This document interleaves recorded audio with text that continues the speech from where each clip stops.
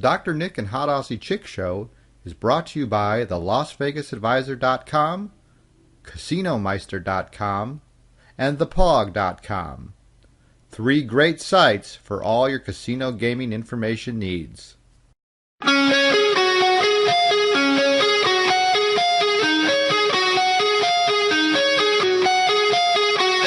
This is the Dr. Nick and Hot Aussie Chick Show, where we talk everything casinos and help you get the advantage.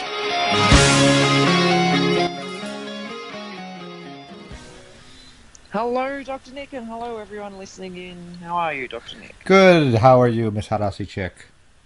Hot. Of course. It's the middle of summer in Australia. It is. We've had 40 degrees Celsius, which is like well over 100, I think. Yes. Well, at least 40 for weeks. And it is not going to stop, which is a great thing because I love the summer heat, as everyone knows, other than humid summer heat. And I have my birthday this Friday. That's right. And you Australia Day Saturday. Yes, those two combined are back to back. They are. So every Australia Day, I don't have to worry about the night before when I've partied for my birthday. And everybody gets to party with you, and they don't have to worry about going to work in less than tip-top shape. Exactly. They Yes. can just relax by the beach or the river or the Lake Hume Dam, in my case, most of the time. No, I actually go to the river on Australia Day. Well, no, it depends. When I was in Australia, you actually took me to the river, and there is actually a photograph of me actually grilling shrimp on the Barbie. Yeah, you're the only person in Australia doing it. Right. Apparently that is not a real thing, grilling shrimp on the Barbie. Let me tell you, that place that we took you to, that you grilled shrimp on the Barbie in Australia, a guy drowned last week. Oh, that's not good. Now, I remember having a conversation with you about swimming from one side of the mighty Murray River in Australia to the other, and I'm saying, do you know how many tourists die? Well, there you go. They don't read the signs, dangerous undercurrents, yada yada. Anyway, anyone in Australia or any other country that it is hot at the moment who are finding relief via the water, please be careful. Yeah, and it didn't actually look very intimidating just by looking at it, but apparently there is a very strong undercurrent there. Oh, yes, a very strong one. Even a river girl like me won't take it on. So there you go. And it's not that far across. Maybe, 30 meters, I'd say?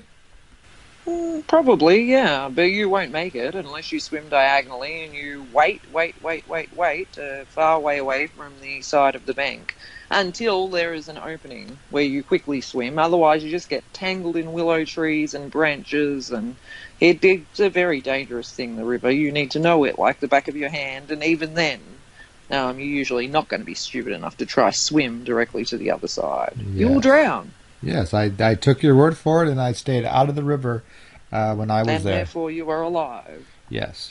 So, we have a lot of new things coming up. This is the beginning of the big new year, and there's a lot of things going on in Las Vegas and in Australia as well. The Blackjack Ball. Yes, and in February there is a Blackjack Ball. It will be the 23rd Blackjack Ball, hosted by Mr. Max Rubin. It's only a quarter of a decade. Yes, nearly. A century. Quarter of a decade, yes. That's gosh, the heat is getting to my head. A quarter of a decade. How much is that? 2.5. No, yes. It's a quarter of a century. Yes, it is. It is nearly 25 years old, and ironically, it started out as just a gathering for a few friends, maybe 5 or 10 people when it started out, and then it grown bigger and bigger every year. So now there's about 100 professional players, the best in the field, that converge on Las Vegas once a year, and to discuss and swap war stories, exchange strategies, and just to see what everybody else is up to around the world. And it's very, very interesting night, I guess you would say. I'm so sorry, everyone. You can all hear that. Listen, stalkers, don't even try it. You heard that noise, right? What is that? I'm just sitting here going, oh no. So I'm sitting here minding my own business in my house, and No one can get near me. If anyone comes near my bedroom or my front door, well, my dog, which may or may not be a Staffordshire Bull Terrier cross, just tries to kill people. So sorry about that. Continue. No Hopefully there's problem. no more knocks. So we were getting back. We were talking about the blackjack ball. How it's grown to be over 100 players and their partners. And it's a great night. We converge once a year, talk, have a very formal evening.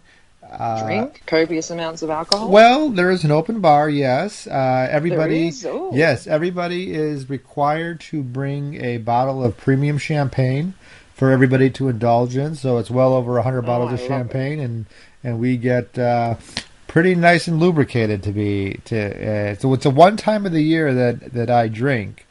Not No, except for when you're with me and I'm secretly drugging you. Well, maybe, but it's willingly, I should say. The first time willingly. Willingly, yes. So there's a formal night. There's the Calcutta, which is a series of questions, which is designed to determine. Oh, wait. So I'm like so interested in the food and drink and the fanciness of this whole thing. I mean, like we can't give us, if you don't mind, sorry for cutting in, you got to talking the questions and the important things, but give us a look into it. Does everyone go dressed in gowns and suits and ties? I mean, it says the blackjack ball.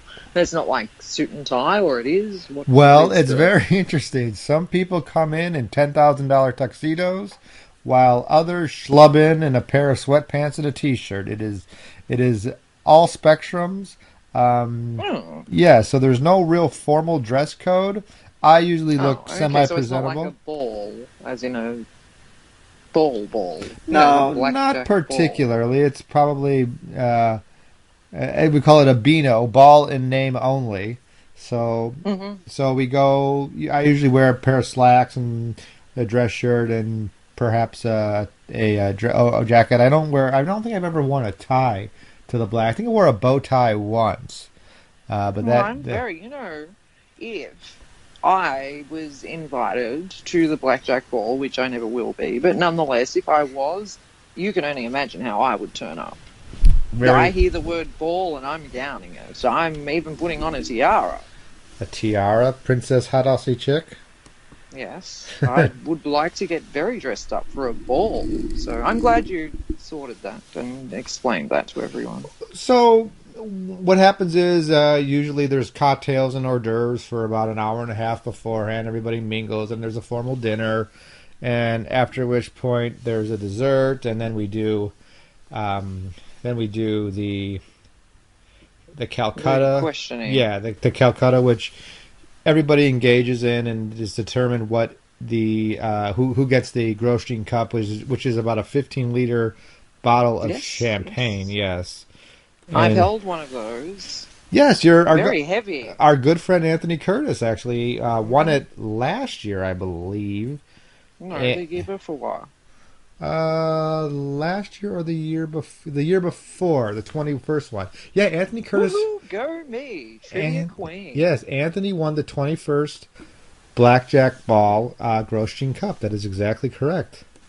Yay! I'm so good. Yes. This blackjack stuff, I'm getting good at blackjack knowledge. I might make it to that ball one day after all. Well, if not the ball, then you can definitely make it to the after party, which is, there's actually two after parties. After the formal event, we all retreat to one of the players' houses, a hosting players' homes, and indulge in more food and more company. And then after that, the following day at about noon, we move over to another Blackjack Hall of Famers home in Las Vegas, and it's an all-day party where people that are not advantage players per se, but are also but involved in the gaming community tend to show up. And interestingly enough, I have arranged. I know we get a lot of. We got a lot of response between Bob Nersessian, our lawyer friend, my attorney, and one of the other premier lawyers in the gaming world, Bob Loeb, will actually attends the Blackjack Ball every year. So we will be, as I will be interviewing them both at Bob's office, Bob Nersessian's office, on that following Monday. So that is something to look forward to, everybody. Okay, so it's very secretive for many people. We've just given away some names. Of the names, okay, so this is of the names that everyone knows that go to the ball, that openly say they're going, or, openly post they're going, or whatever it may be. What are the overs and unders of who is going to win the 23rd, I can't pronounce it, the cup? The Grosjean Cup? Yes, champagne, not Plonk. Well, the best blackjack player in the world title. Oh, it can be. It is all up for grabs because the questions are so nasty, and give me one. They're so abstract that very few people. Put me in my place because how much. The questions are usually designed by Max Rubin and James Rothstein and Richard Munchkin, all three who have been banned from participating, or in the competition, just because they have all placed so highly so many times, and we just think it's just unfair for everybody else. But one of the questions was that if, say, you're playing a hole carding game, which means or a hole carding game, and the dealer has a 6 underneath and a 10 showing, or 7 underneath and a 10 showing, and you get a glimpse of the next card. The next card is going to be an ace, and you have a 17 or a 17. What is the best play, the most profitable play for you to make in that situation? And the safest or most profitable? The most profitable, that gives you the best chance of winning the most money. Of winning? Yes. Winning. Well, I would hit because I can't win if I'm going to be pushed, my 17 versus theirs. And I always have the option that I'm not obviously going to but it would depend on the count. Well, this is what it is. In that situation, your best bet would be to surrender your 17. Take half your money back, and then bet exceptionally large on the next hand because your first hand is going to be an ace. And when you have an ace, you have a 47.6% advantage, or 46 point something percent advantage. So yeah, okay. Well, I'm never winning the best blackjack player of the year. So it's 4-dimensional thinking where you have to. Not that I ever was. Where you have to, take into all things in consideration. So that's the type Very of question. Good. Excellent question. Yes, and now that really gets the mind thinking. And there was another question. There's a horse race bettor, one of the best in the world, named Bill Bettner. And they asked him, well, what does he do in his spare time? And Bill Bettner is if you look him up, he has got a foundation. He's been doing horse racing for years and just exceptionally wealthy person. I'm not going to throw out any numbers here, but it turns out what he does in his spare time is he drives for Uber.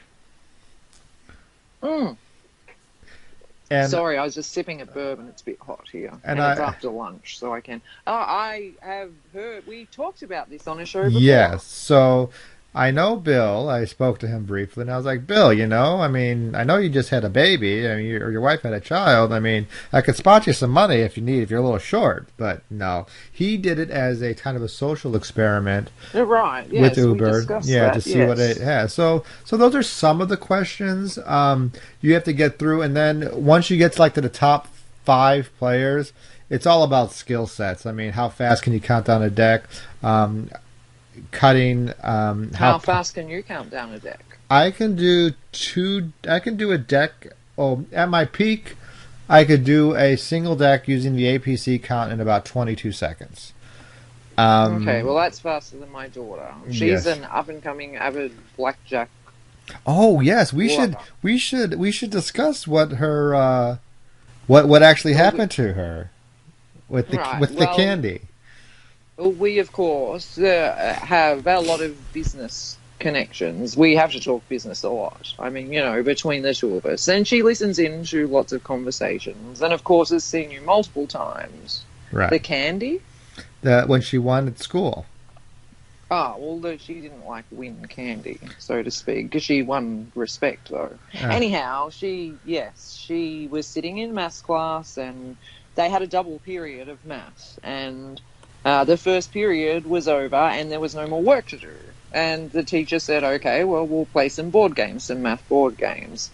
And he handed out Uno cards. We call them in Australia. I've got one card left, but Uno apparently is the proper way to pronounce it, and such things. And her, well, no, not interested. She sat there reading a book. Her friend next to her, or a classroom mate, she sat there drawing. Anyhow, the teacher came over and said, do you want to play fish or something like that? Well, no, we don't want to play go fish. Do you want to play blackjack? Or 21. And Elle, my daughter, said, yes, I want to play 21. Anyhow, the story goes, she said she wanted to play blackjack, rather. He called it 21. The girl said, okay, I suppose I'll play with you. And before you know it, the whole class had joined on in. And, Elle took a fancy to blackjack players. In fact, one of her English reports, which scored top and got her straight A's, was on Jelko Renacek. Yes. And so she continued to play blackjack and counted cards and destroyed the classroom, and the teacher was very impressed. And that is it. The end. The kid is... I'm just so upset. This Dr. Nick and the Hot Aussie Chick Show, I always envisaged my daughter would be a poker player. Hates the game. Hates the game. Hears about blackjack. Loves it. Yes. Loves it. Yes. She might meet you there one day. Possibly. Doubtful, but we'll see. Hmm.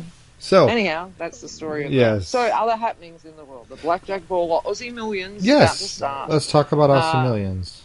I know that there's lots of Las Vegas poker players that have flown on in or are on their way. We have, of course, Australia's Marshall Wagner, Karina Jett, Alan Kessler. There's just three names that everyone would know straight off the bat that have already or are on their way, arriving.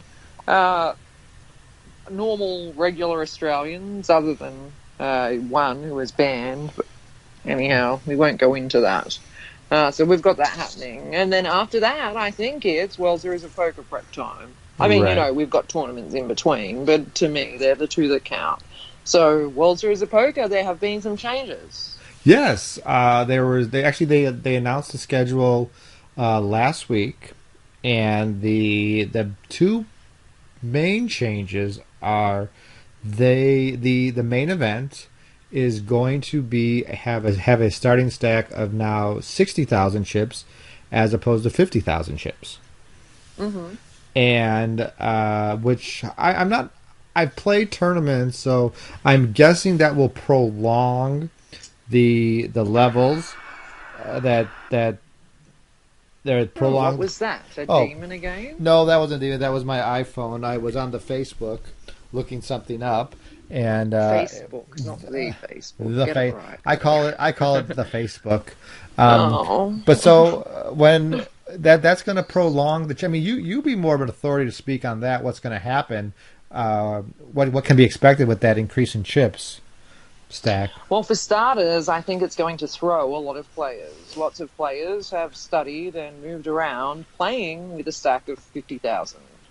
Now, I know that 10,000 does not seem like a lot of chips, but taken into context, stop and think of if you had a starting stack of 10K, and then suddenly it was 20K. You know, in that respect, obviously, you can see that's a huge increase. That's 50%.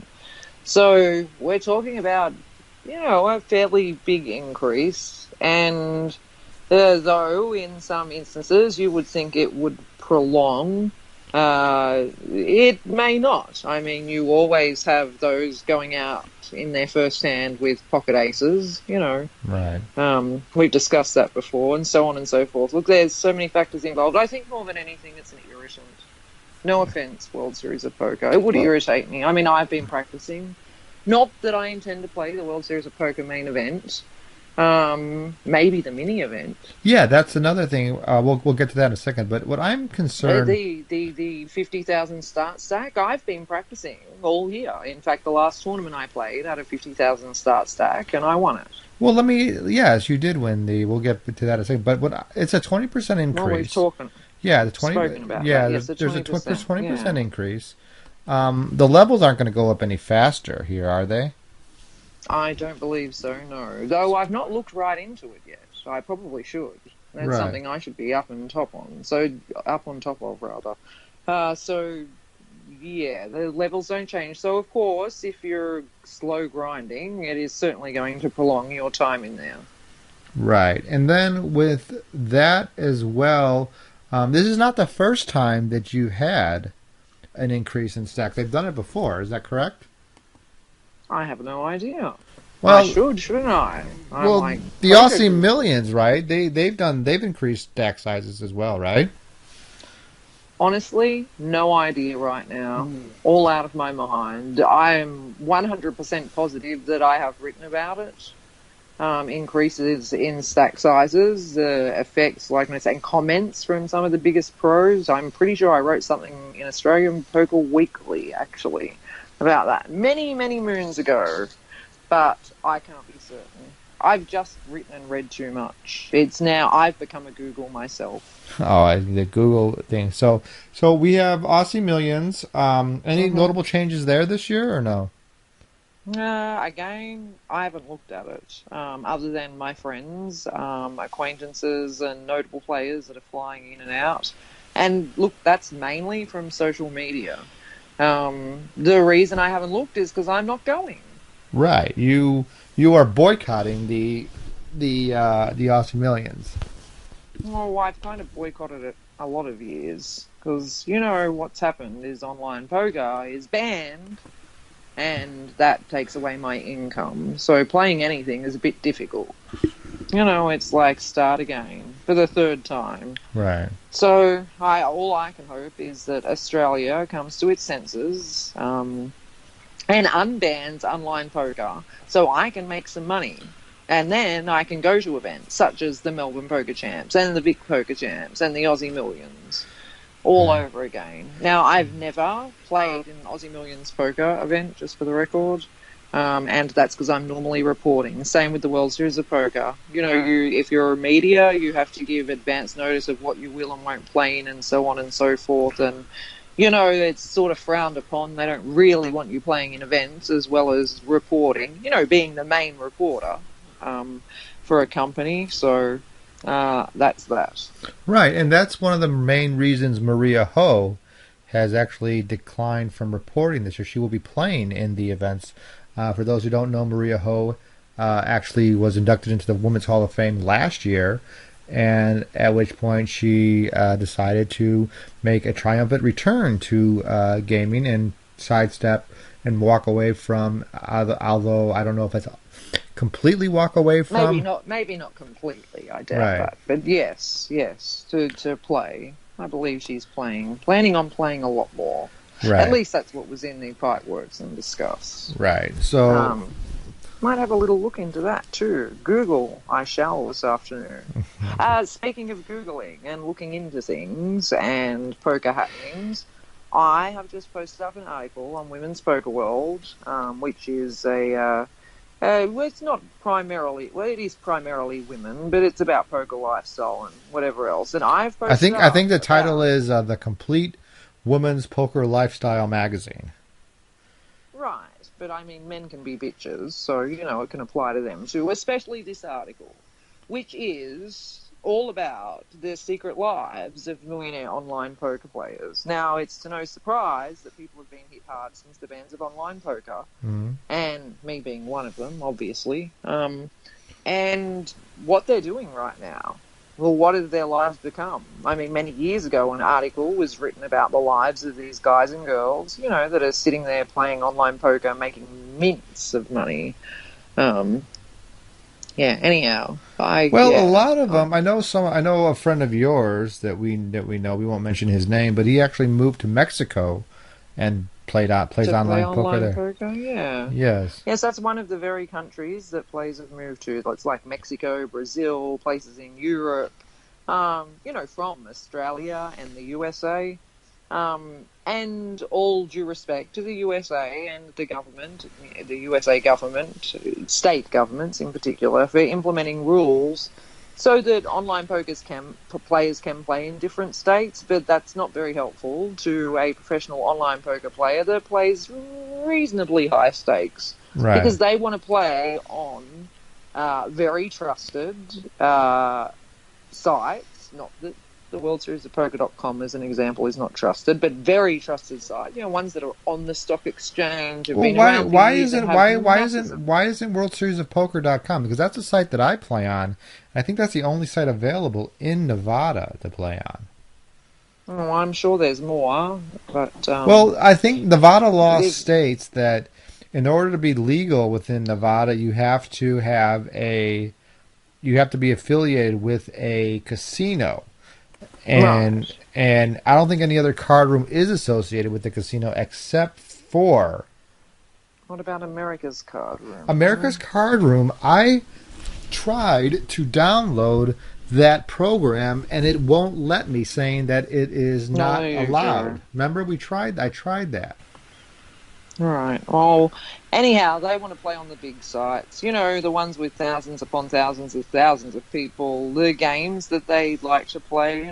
As an example, Six Max Sit and Goes, etc. So, in other words, the likes of PokerStars. Right. You can't do that state by state in the USA. So most of them are fled from the USA, from Australia, from anywhere. Well, I know VPNs just don't cut it. PokerStars, I know, got into a whole lot of trouble. Not a whole lot of trouble, but pissed off a lot of people because there is what they call a rake back when they play, and there's only a handful of players that have what they call supernova status, and which was they played like over 1 million hands a year, and they get a certain percentage of the rake back, and that Yes, it was cut. yes, it could. I know a person who got affected by that, and it cost her over $100,000 in rake back per year. So they just and they when did you're that. at that level.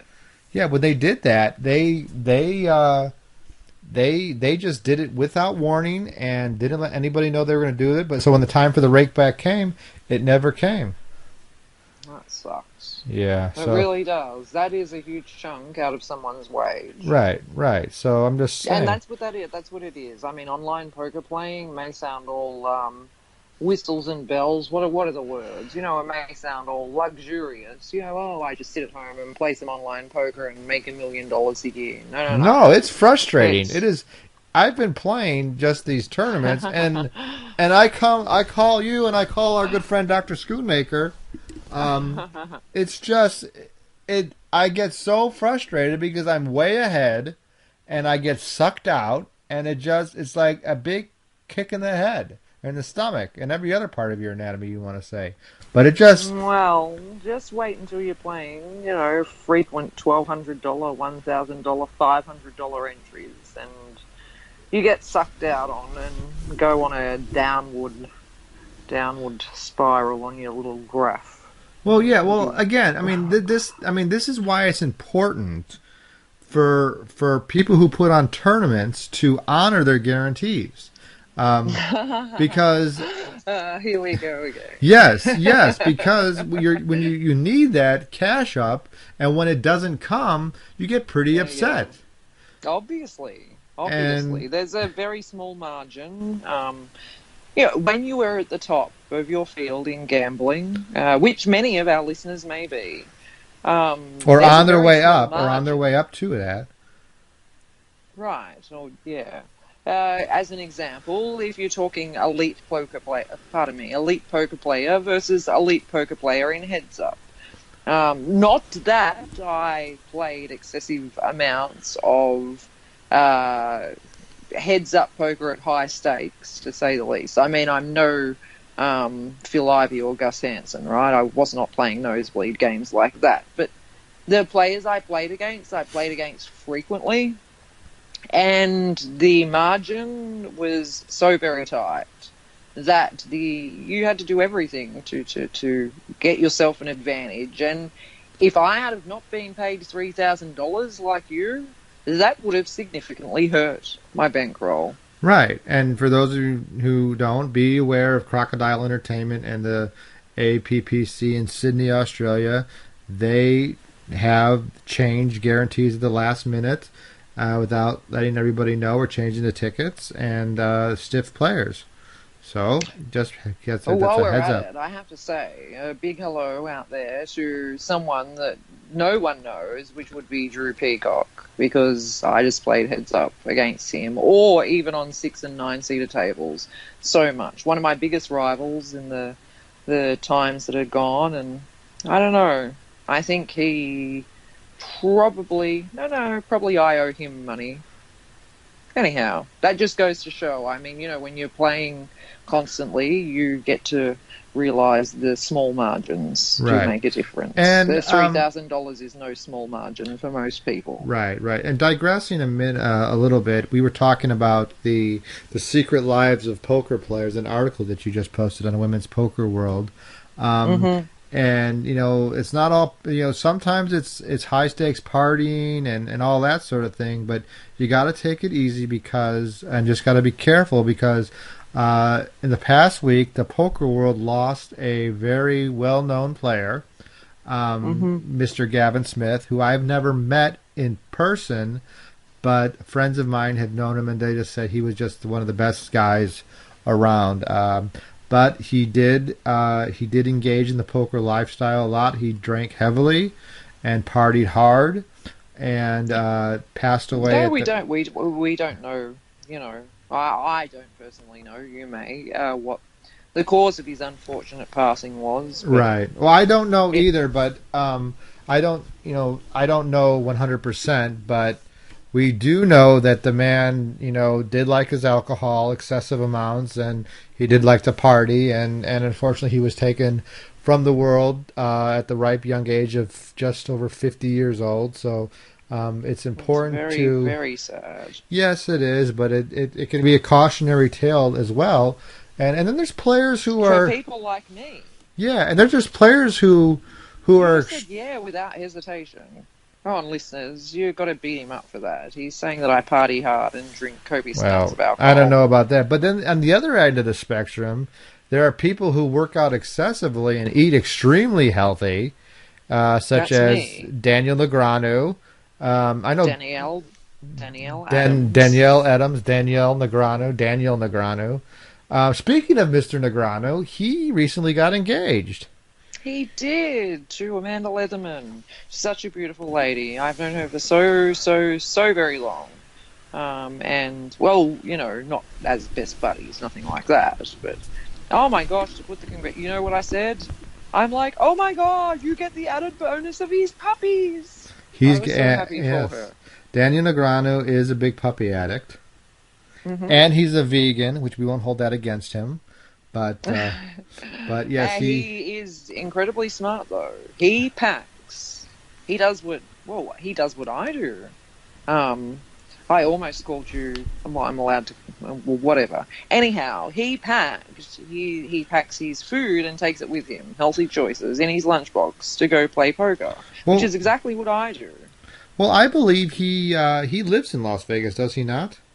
He does, but he still takes healthy food to the poker room. It's a smart thing to do. And he brings the World Series of Poker. He camps out in his trailer that he has parked over the World Series of Poker. Yes, most of the time, I suppose. Yes. I don't know if all the time, but anyhow, the point is, yes, you are correct. There are players like the likes of Daniel Negreanu, and Phil Hellmuth was talking to us about his diet. You were having a good old yak about him last time we saw him.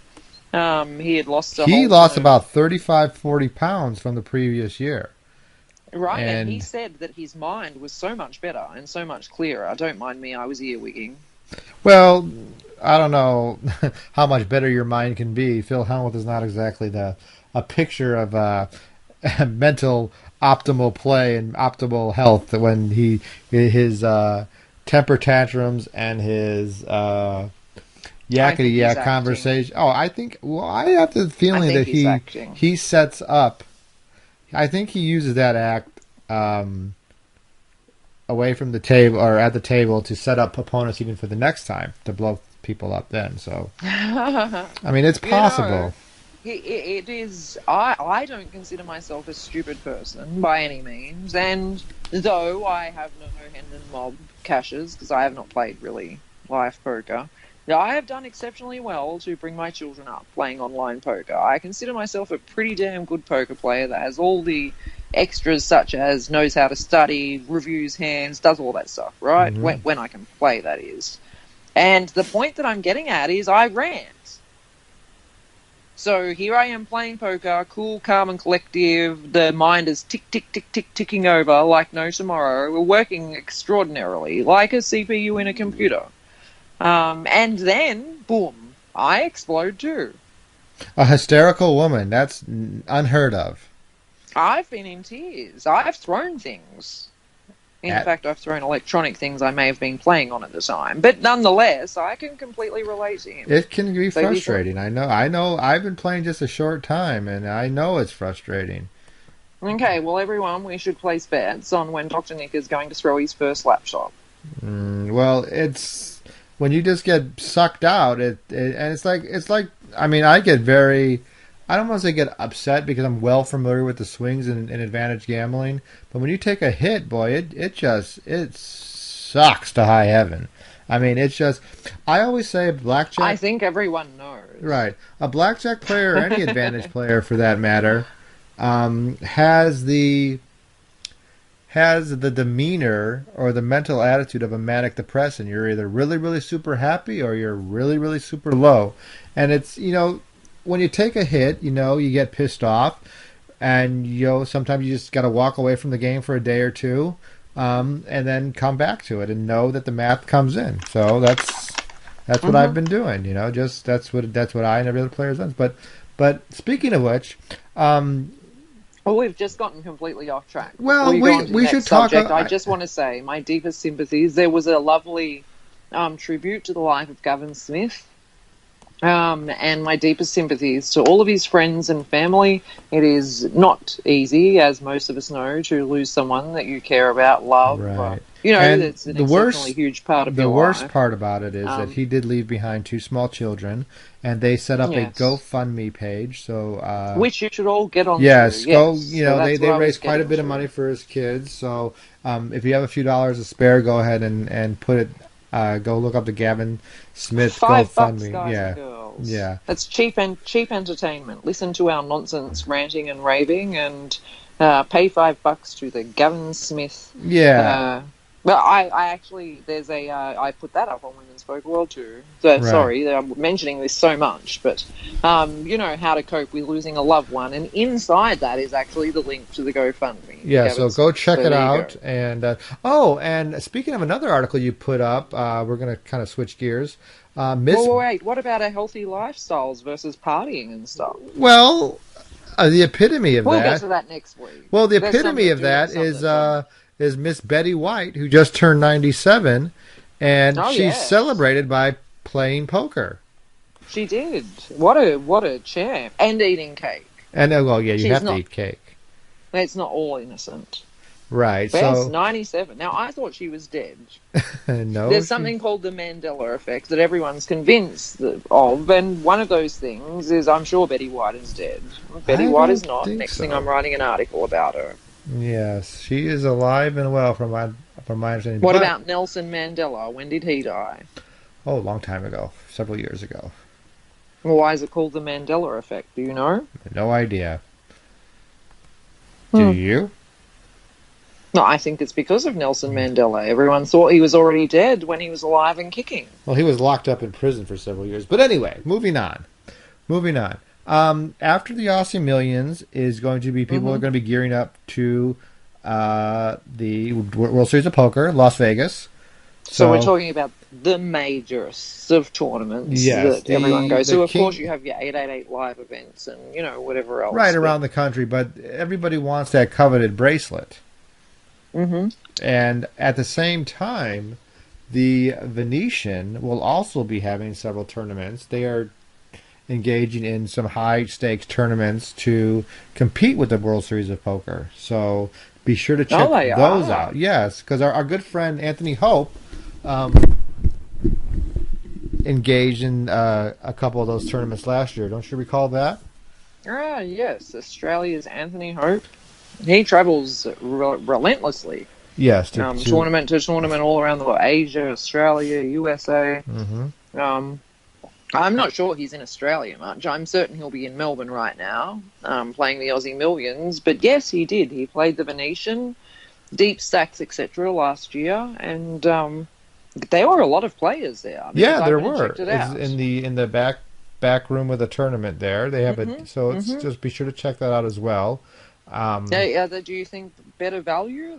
He's a value hunter, so they must be better value. Yeah, some of them anyway. Well, there was some value, and I'm a value hunter too, which is why I played in that short stack tournament that I got ripped off on.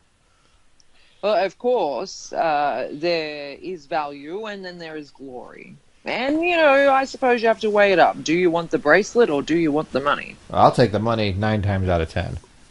I don't know. I want a bracelet. But I want the money, sure. The bracelet and the money comes at the World Series of Poker. Well, yes. And just be careful. One thing I came across of recently, and then people need to be aware of, are these operators that hold what they call staking tournaments. Oh, yes. And you have to be careful. Be sure to read the fine print, folks, on these, because there's quite a few of those going around. Right. The World Series of Poker main event, in fact. Yes. So what this is say there's a group that offers what they call a staking tournament, and you really will not know whether it's a staking tournament until you read the fine print. So what happens is, say they have 40 people. So some advertise it, but people just don't understand. Yes, like, staking tournaments, like, woohoo, so and staking satellite. Right? What it is say there's 40 people in a tournament, each pay $250, and the winner gets a ticket into the World Series of Poker main event. So what a staking tournament is you get the seat, even though you paid your $250 for the 40 people tournament. If you cash at any level in the World Series of Poker main event, you must give half of your winnings to the organization. Or whatever the percentage is. Usually half. Whatever. Yes, but whatever percentage they say, to the person who put up the staking tournament. So half your money is actually gone right off the bat, or a third or a quarter, or whatever it is that you have to do. Right. So just be careful about that. You're better off entering a $250 40-player tournament for that is not for satellite, because you don't have to give over anything then. Yes, exactly. So just be careful.